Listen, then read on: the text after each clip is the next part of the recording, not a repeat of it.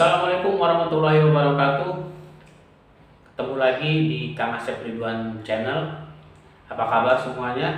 Mudah-mudahan semuanya baik-baik saja. Untuk teman-teman yang baru bergabung ataupun yang udah bergabung sebelumnya, tonton terus video-videonya, pantengin terus. Yang belum subscribe ya, kasih komen, like, dan share. Oke teman-teman, setelah kemarin kita jeda dulu untuk materi yang berkaitan dengan video selanjutnya. Kali ini kita akan lanjutkan materi dari video sebelumnya. Oke, bagi yang belum tahu materi-materi sebelumnya ya, bisa dilihat di video-video sebelum ini ya. Jadi yang pertama itu bagaimana cara membaca karakter. Setelah bagaimana membaca karakter, yang kedua adalah bagaimana building trust ya, membangun kepercayaan dengan secara cepat, dan yang ketiga adalah bagaimana membuka gerbang bawah sadar. Nah, video kali ini ya, setelah gerbang bawah sadarnya terbuka, apa yang harus kita lakukan? Apa yang kita lakukan? Setelah pintu gerbang bawah sadar terbuka, tentunya kita bisa memasukkan namanya sebuah sugesti. Sugesti itu bisa perintah, bisa dengan kata lain itu adalah nasihat, ataupun ajakan, ataupun misalnya sebuah ide. Nah, tentunya sugesti ini dia akan masuk ke dalam pikiran bawah sadar dengan ada beberapa pola. Ada 5 pola bahasa ya. Ada 5 pola bahasa yang mampu diterima oleh pikiran bawah sadar dengan cepat dan baik. Ingat-ingat, 5 pola bahasa. Yang pertama adalah bahasa itu harus personal. Personal. Jadi kalau misalnya ada di di kerumunan orang, terus tiba-tiba Anda ada yang manggil misalnya kepada saudara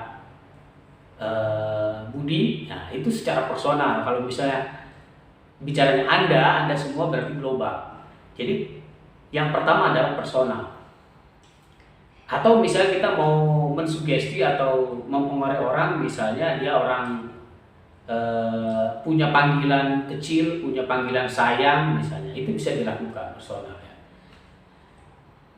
Yang kedua adalah bahasanya harus positif.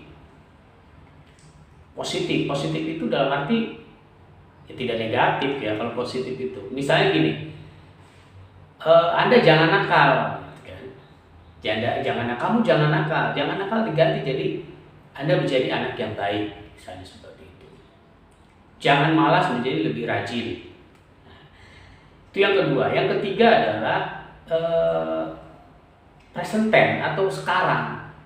Jadi mulai sekarang atau beli sekarang, itu adalah kalimat-kalimat atau pola-pola pikiran bawah sadar. Beli sekarang juga atau mulai sekarang. Nah, seperti itu ya. Terus yang keempat adalah kata-kata yang mampu membangkitkan emosional, misalnya seperti pujian, gitu kan, di alam, gitu kan, itu mampu meresap ke dalam pikiran bawah sadar. Dan yang kelima adalah pengulangan, dilakukan berulang-ulang. Ingat, the mother of learning is repetition. Jadi pengulangan itu adalah ibunya dari pembelajaran. Jadi kalau belajar dan diulang-ulang itu udah nempel. Nah, itu 5 pola bahasa yang harus dipegang ya, dijadikan, bisa jadi untuk dalam menyusun skrip ya, misalnya itu dengan menggunakan kaidah-kaidah 5 pola bahasa itu. Nah, yang selanjutnya adalah bagaimana merangkai 5 pola bahasa itu menjadi lebih tajam ya. Ada namanya yes set condition. Yes set condition itu men-setting kata-kata kata-kata itu disetting sehingga lawan bicara itu yes, gitu. Setuju, sepakat atau mau dengan apa yang kita sampaikan. Ya, yes set condition ini ada polanya juga. Yang pertama adalah kita menampilkan fakta, menjadikan fakta, terus. Dan terakhir adalah ide atau gagasan atau ajakan. Ya, fakta, ide. Fakta, gagasan. Fakta, ajakan. Nah, itu pola itu sangat ampuh sekali untuk mempengaruhi pikiran bawah sadar seseorang atau memberikan sugesti pada orang itu. Gitu ya. Misalnya fakta misalnya gini. Sekarang kan hari Sabtu, kalau misalnya benar hari Sabtu ya. Sekarang kan hari Sabtu. Kita semua kerja libur, terus di rumah juga kegiatan gak ada apa-apa. Nah, itu kan fakta bagi sebagian orang ya, fakta. Terakhirnya bagaimana kalau misalnya kita jalan-jalan nanti malam. Nah, itu adalah ajakan. Gitu ya. Jadi semakin banyak fakta yang diberikan, maka kemungkinan untuk ide itu disetujui. Teman-teman, teknik yes set condition ini sangat ampuh ya, tajam sekali kalau Anda latih, terus dibiasakan menjadi satu hal yang otomatis ya. Kenapa? Karena pikiran bawah sadar itu bekerja berdasarkan pola. Ketika kita membentuk pola, misalnya seseorang itu setuju dengan diri kita, misalnya iya. Misalnya kita mengungkapkan fakta. Sekarang itu hari Jumat, iya. Terus semua orang sholat Jumat, iya. Yes. Biasanya setelah sholat Jumat, orang istirahat dan makan siang, iya. Gitu kan. Nanti di ujungnya, bagaimana kalau kita makan siangnya di sate misalnya, itu kan ide ya. Ya, faktanya hari Jumat, sholat Jumat, istirahat.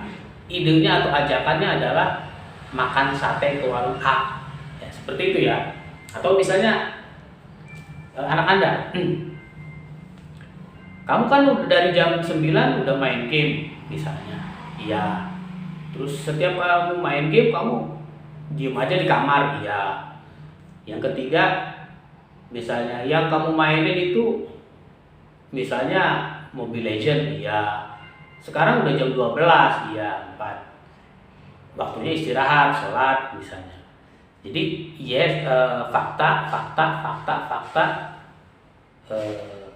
ide atau saran gitu ya. Nah, itu saja saya kira untuk video kali ini.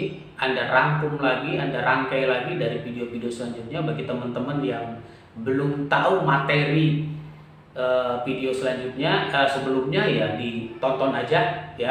Ada 3 tahapan. Yang pertama adalah membaca karakter. Kalau karakternya Anda sudah terbaca, yang kedua adalah building trust, membangun kepercayaan. Yang ketiga adalah buka dulu gerbang bawah sadarnya. Yang keempat adalah masukkan sugestinya. Jadi jangan heran kalau misalnya Anda memberikan masukan, nasihat ataupun saran atau ajakan kok tidak kena, tidak nyampe. Mungkin saja hal itu tidak masuk ke pikiran bawah sadarnya, karena pikiran bawah sadar itu ada kontribusinya 80% satu aktivitas atau satu kegiatan. Jadi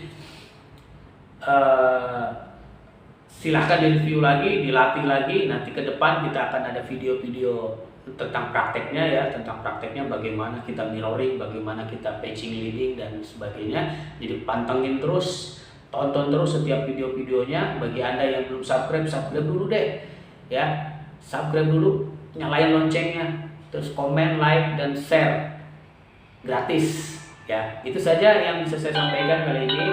Mudah-mudahan bermanfaat. Assalamualaikum.